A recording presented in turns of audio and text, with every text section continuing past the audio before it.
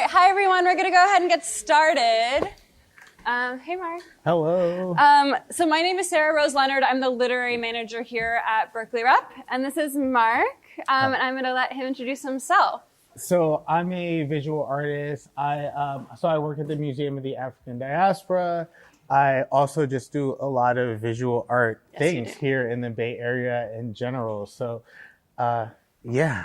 I'm terrible at introducing myself. So I think Can you talk a little bit about felt? Yeah. So I created this art collective. And speak a little bit louder because these don't actually amplify us. Oh, okay. Yeah. All right. So I created this art collective that's called Felt Zine.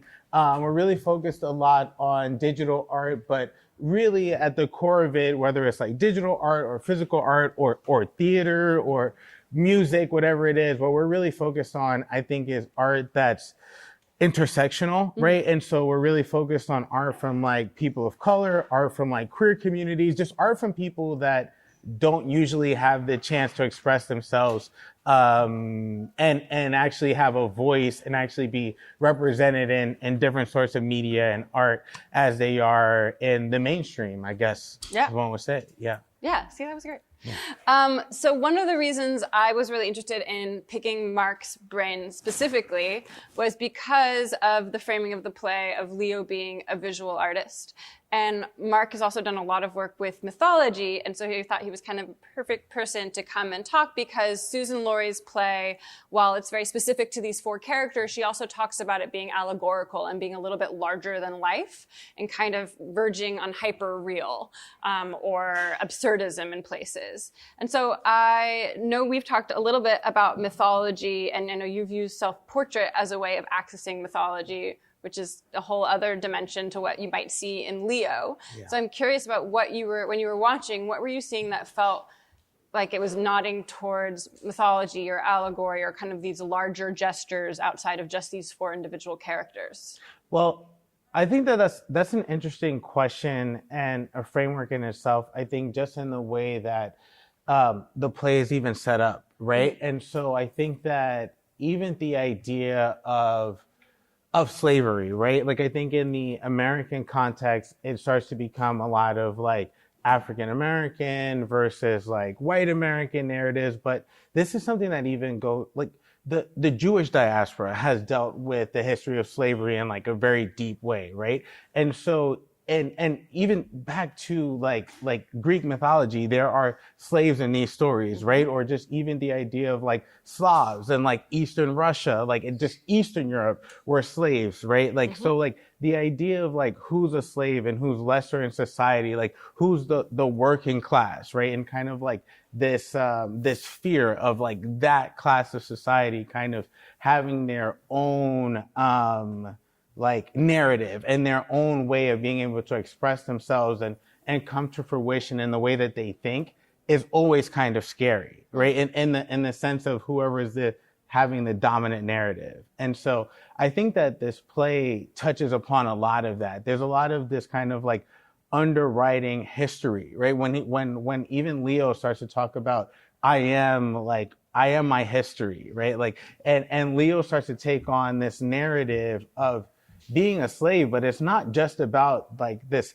classical American sense of it, right? It's this idea of even narrative ownership, right? Who gets to tell your story? Who gets to kind of even profit off and like tell your narrative, right? So like one of Leo's main points at the end is like, you shifted not only who I was in my story, but who the people were who made me who I am, right? So it was like, you made everyone white. And I don't think that when he said that, it was a race thing. It was almost about like literal erasure. Mm-hmm. So it's like, there's all of these people who brought me to be who I am, to be an artist who could be in an interracial relationship. And then you made their stories and their narratives like nothing, essentially, right? You just kind of co-opted that to be what you think it might be. So I think in that sense, it's very interesting because one of the things that I've studied and as I've learned is like even the like Aesop, right? Or Aesop, like Aesop's fables, like Aesop was actually like an African slave. And that's why his narratives dealt a lot with like animals and like this sort of like nature kind of like winning in the end. It was because like he was an African slave, and the narratives that he understood from Africa, that's kind of what he brought over to kind of like Greek, and would like move them like kind of mix them with like Greek mythology. And I think in like that sense, that's a lot of what we see like in Leo as well, is this sort of like kind of like base kind of like nature that's kind of running along and kind of saying like, don't take these stories away, right? And kind of like, let's have a sense where there's this like true narrative that's going to come out no matter what. So I think like what Suzan-Lori Parks is doing a lot with this play is kind of like reminding us in a sense that we're all allegorical figures in that sense, just the same way in like an Aesop play, like a snake is not just a snake, or like a lion is not just a lion. Like they stand in for like these whole other cultures in a way. So that's a lot of what I see, I think, in this narrative. That's awesome. I think what you've also touched on is Leo's ownership of his own act of slavery and how that. Yeah. Leo's ownership of his own act of saying, I'm going to choose to be a slave. And I don't know if everyone remembers, but in that scene in the bowling alley, Don says, oh, this is a performance art thing. You're actually, there's a hidden camera somewhere. And I'm curious about what you thought of that act as performance art, especially as it traveled from a private thing and later in the play to a more public act. Well, I think it's interesting, right? So I think that there's just even kind of getting deep into it when we start to think about these characters as like real character studies. So like Leo, I'm a black man, right? Like I'm a heterosexual black man, and my wife is Chinese, right? So like I'm in an interracial relationship. I very similarly was in a group of college friends that were very mixed racially, right? So I think even the setup of how someone could get to that point, I very much identify with. And I think a lot of what Leo was doing there was kind of asserting his own identity, I think, specifically as like a heterosexual black man, and kind of saying like, this is something that I need to explore, right? And if you're my friend and if you're with me, then you have to like, you just believe in me and explore this with me. And I think the play kind of shows like, you know, maybe that was healthy, maybe that was not, right? I think that, this is what art is for, that kind of like, you know, gray area where these things can be, you know, judged. Did it make sense? Was it a good thing? Was it a bad thing? And that's the kind of like the way that I took it. And I think that at the end of the day, no matter what, everyone who was a part of that experience grew a lot, right? So you have like everyone who like from the point where they started in this play to the point where they ended at the end of the narrative, everyone grew and shifted their perspective in a different way, right? And so it was interesting because during intermission, I called my father, right? And the reason why I called my father was because my father is a black man, but he was also a cop. And I kind of called him to ask him, I was like, how do you kind of deal with these things, right? Like you're a cop and you're a black man, and he's been retired for like 20 years. So he's been retired in the era where a lot of this like kind of like Black Lives Matter thing has like really popped up, right? Like, I mean, when he was a cop, there was, of course, like police violence, but like the hashtag Black Lives Matter didn't exist while he was active, right? And so I was kind of talking to him about it. And his main thing to me was like, everyone has to understand. And then, like, he literally said this to me, like, as I was like walking, I was like, I got to hang up on you because like, I got to get to my seat. And he was like, the main thing that everyone has to understand is that you have to put yourself in the shoes of the black kid who is getting like harassed or getting murdered by the police. But then you also have to put yourselves in the shoes of the police. And like, that's the most difficult thing to do, is actually to shift perspectives and to continuously kind of do that and understand multiple perspectives as you inhabit your own. And I think that's a lot of what this play did, right? Like, I think that as you start to get like these different monologues and as you hear everyone, the truth is that there's not one answer, right? Like it's actually extremely complicated. And the more that we think about this, the more that we become confused, but it's actually okay to be like kind of confused about all this stuff.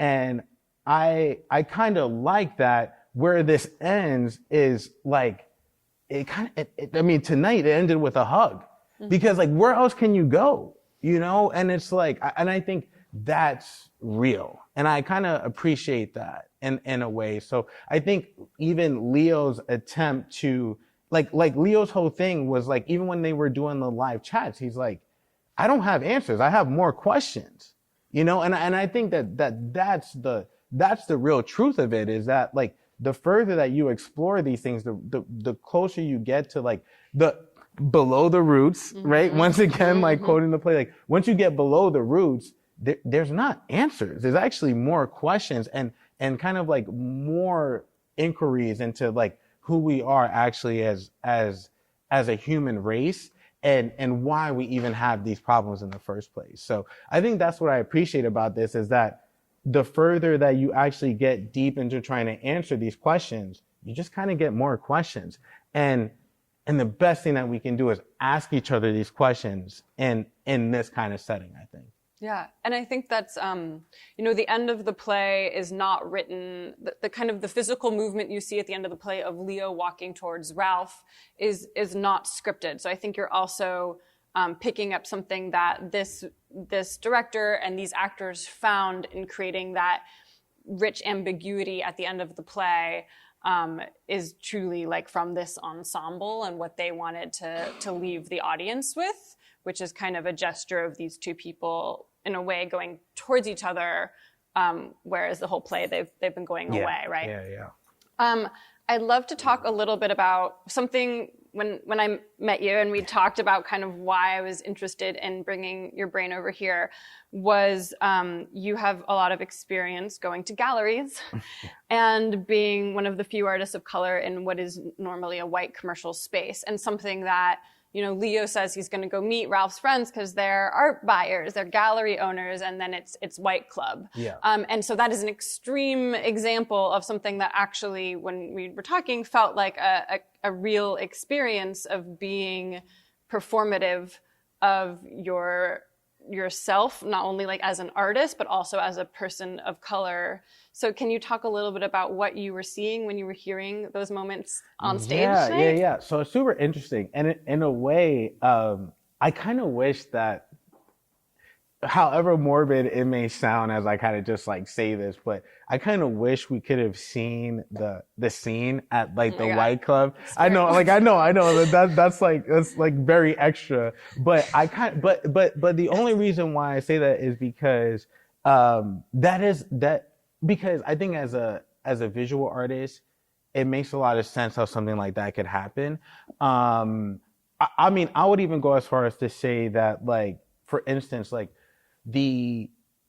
for however terrible it is, like the Koch brothers for a long time were some of the biggest funders of art, right? And so like there was a time when I'm glad I'm past this point where I don't have to say this anymore, but there was a point where like the biggest check I ever got from art was from a project that was funded by the Koch brothers, right? And the person, when I was doing this project, like they told me that straight up. They were like, yo, like, I just want to let you know, like as you do this, like, this is where this money is coming from. And I mean, at that time I was broke. I needed it. I was like, hey, like this is where we're at. But I think like this is a real thing in like the art world, right? Is where like the people who are funding projects all the time, they don't have like, I don't even want to say like the cleanest histories, because I think that is almost giving them a break, right? A lot of these people clean up their histories using art, right? And I think that like that's just the truth of the matter. And I think that in a way, I really like that Suzan-Lori Parks wrote that scene in, because I think that it also gives a moment for artists to kind of reflect and think about what our place is in that ecosystem as well, right? And I think that Yeah, it's like, once again, it's just super complicated, right? And where it's just this like serious reality where you walk into these rooms and, maybe someone understands the type of art that you're creating because you're from a certain part of the country where they understand that narrative. But if you were from another part of the country and you were trying to say something that was radical, that's totally against what they're trying to do. Like, and really, like, this is not the place to blame on anyone else, but it's like there are people who were totally like criminally like destroying things like the Keystone Pipeline, right? But they were also at the same time like funding very important Black art. And this is just like the ecosystem that we live in. And so when you think about this idea of like white supremacy or like any sort of supremacy, right? Or like class supremacy, what you have to start to understand is like these are not like, especially at this point where we are at like today, the lines are so blurred where like it all gets super complicated super quickly. And so to say that, someone's art collector is a supremacist is actually very easy to do. And to start to even have some sort of guilt around the type of people that maybe support your art and make it possible is very real, right? I mean, especially like in the art world, we've seen people that have had to come out and disclose the fact that, different sorts of like Jeffrey Epstein has given to the like NYU's programs, right? Or to like this is just the world that we live in, right? And I don't want to call any like one specific place out. Like I'm trying to like be like kind of like discreet in the way that I talk about it, because I don't think that any one institution is to blame. Like I actually think that this is the system that we have, right? We've all accepted capitalism, and so we have to deal with the fact that there are unsavory players who rise to the top. And with that, these people also support the arts, and they're a part of this culture as well. And when that happens, then we're all kind of guilty in a way, even the artists, right? Even the creators, even the revolutionaries, right? And I mean, we see this play out on like big global scales as well. And so this is why it's not, I think as an artist, I'm also so interested in politics because politics and art are actually just as delicate, right? In the sense where like every like paint stroke or every piece that an artist creates, every like line of a play that's written is just as crucial as every line of a policy that's written, because these are the things that actually like shift culture, and all of culture is actually like invested in every line of both. So I love that. yeah. I'd love to open it up to a couple questions before we say goodbye. So if anyone has any questions about the play or for Mark, we have some time for some of those. I've had a lot of people walk out of rooms on me. So maybe I'm not the best person to answer these questions. Cause I feel like honestly, thank you for the question, but I feel like in a lot of ways I'm probably more like you in the sense that I kind of try to provoke these conversations as much as possible. I would say that I think and this is one thing I would say, like me as like a Black man here, right? Like one thing I would say is like I think that I think thinking about who you are and the space that you take up is important, mostly because I think that there are times when I would try to have conversations and I would be offensive to people just not understanding like who I was in that conversation, right? So sometimes I would say something that I wouldn't think is abrasive, but it was abrasive because it came from me. And I think that that's, maybe just something you can think about, right? Is like however you identify, just kind of being aware of like who you are in a conversation, and then maybe trying to figure out a way to say the same thing in a way that actually gets people to answer the question in a way that kind of gets to the point you were trying to get at. But I think like being aware of who you are and kind of just like knowing that it is important, right? Like I think even like you, right? Like you're a woman who has like different color highlights in her hair, right? Like maybe at some point your hair was a totally different color.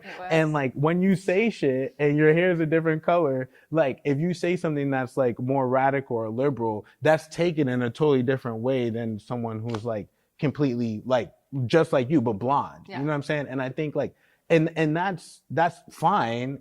Maybe it's not, but this is just what we have to deal with. And I think that like understanding who you are and how things get perceived is important, because like in another conversation, you have the freedom to say more. And then in another conversation, someone who's blonde, they don't, right? And they kind of have to like tiptoe around what they're saying, and like understanding that I think is important. So like you who asked that question, you know, we would enter a conversation completely differently, potentially, to get the same outcome. And I think kind of like knowing that can get you further in a conversation than maybe just like thinking that, you know, we're all the same and that identity isn't real. Yeah, and I think something that Suzan-Lori is doing with the play in particular, and why it's a piece of theater and not a movie or a sitcom, is to have this room sit with these conversations and be uncomfortable and play them out either in the space or at your house or 10 days later, I don't know. But like she really wanted to be conscious of like use of theatrical space, right? Is bringing people together, sometimes to do a hard thing in a safe in a space that is, I don't like the word safe space, but like is physically safe. You are seated. You are hopefully comfortable, because we just redid these seats 2 years ago. Like, you know, like the idea is that you can actually sit and spend time. And it's 3 hours. And there's a lot of people who've been like, why is it 3 hours? It could be 90 minutes. And like, sure. But the idea is that you actually have to physically sit with it. We have time for about one more question. I'm going to let folks go. Yes, over here. And then if you want to hang out after, you're welcome to. Yeah. Honestly, like I think as, you know, so everything that you said is like so real. And I would say that I think that me as an artist, I'm very inspired by, I think, a lot of the artists that are, just to be honest, that are younger than me as well. And they're just so inspired by a lot of the creatives that you talked about, people like Barry Jenkins, right? Even people like Steve McQueen, right? And like just these creatives who are Black, who tell Black stories, but who are also like, they don't have limits, right? And I think that, especially young Black creatives, like they're so limitless that's where I think I get a lot of my inspiration from. And so I think that, I mean, I think you're right. Like there's such a history of our stories being taken away from us. But I think at the same time, there's just so much to look forward to in the opportunities and the platforms that Black creatives are given to make the future. And I think that like, I don't know. I mean, at the end of the day, like I'm so inspired by like Black music and Black creativity that when I think about it and when I see the lanes that are there, it's kind of like, I don't know. So one, I'm so inspired by that I'm kind of like, just to be honest, like fuck it. You know what I mean? Like, just to be real, like I'm just like fuck it, like whatever. Like we're here now and we'll go forward. But also I say that to say with all due respect, because like so I'm from New York, right? And I grew up by the time that I was in my family's a very musical family. I grew up in a family that was like super focused on like, by the time that I was born, like my dad was a DJ, my mom was like rapping and stuff. All my uncles were rappers and stuff. Like I grew up in like that, like New York era, right? But like before that, my grandparents were doo-wop singers, right? And so I also come from a time where my grandmother was in a girl group in the Bronx, and she could like literally, like she would put on the radio and she would tell me about how they would write songs that would then get like stolen by like white groups, right? And so like I know that this history is real, and like people in my family can tell me like, oh, we wrote this song, or like we were in the studio with like singing backup for this artist when this song got taken from them. And so I think that personally, I understand kind of like both dualities, but I think that So here's the thing. Can I just say one thing? it. I'm like kind of tangenting a little bit, but I'm gonna wrap you I up was in like 2 minutes. Okay, so I was in New Mexico, right, last week, and I was there at this tech conference that was about kind of like future media and kind of art that deals with like video and like theater and like the ways that Black creatives can be a part of that in the future. And the one thing that we said was that the really interesting thing about Black art is that it's always happened before people have made laws around it, right? So like sampling and hip hop happened before they made laws around the like usage rights in music. And I think that that's what's happening now. So like Black artists and Black creatives have just found a new way to stay ahead of the law and to stay ahead of the way that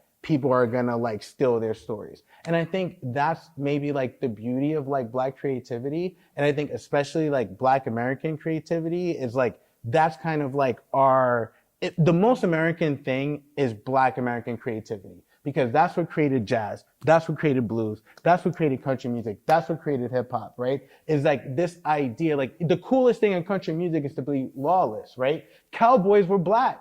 That no white person wanted to be a cowboy. Like no one wanted to be a cowboy. That was the lowest thing you could be in society. Like cowboys were Black, right? Jazz music came from Black people. Like the things that we think as the most American were things that Black people did first and then made cool for everybody to do. And I think Black people are that's just what we do. That's kind of like how we create. That's how we exist. And I think that in the digital world now and like the way that media works now, I think that's just that's what's happening today. And so I think I just look at like my younger brothers and sisters and I'm inspired by what they're doing. I think in the same way like Suzan-Lori Parks is. And like that's the kind of plays that she creates too. And I think that's what I would say. That's how I would answer that. I hope that answers it somehow. So. Thank you so much for your time, Mark. Thank you so much for staying.